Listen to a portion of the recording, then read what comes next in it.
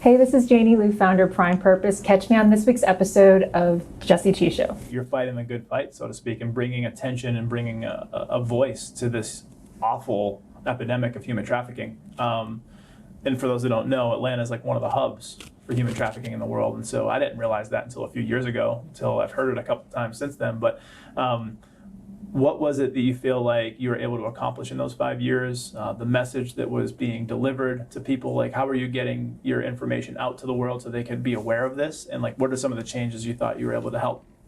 I think I realized that it was on different dimensions. One was I wanted to bring awareness to the problem. Okay. And so one campaign that I worked on with several organizations was to lobby for legislation and go after the perpetrators and protect the victims. Because as you know, with trafficking, a lot of times it's the underage sex workers that are prosecuted for crimes that they're not guilty of, they're victims.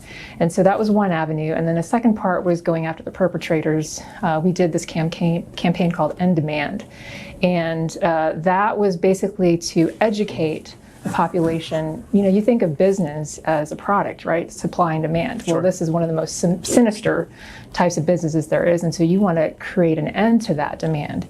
And so we were teaching, I wrote a song called Dear John, to basically go after the perpetrators and help them understand most of the time when they're participating in these horrible things, they're actually victimizing young women. Yeah. And so that was an education piece. And also the last part of it was raising awareness about aftercare programs. So for me, I think the most touching part of the whole journey was actually getting to meet former, I don't like to use the word slaves because they're liberated basically, but former victims in rehabilitation, helping them to come out not only healed, but they can actually contribute to society afterwards. Yeah.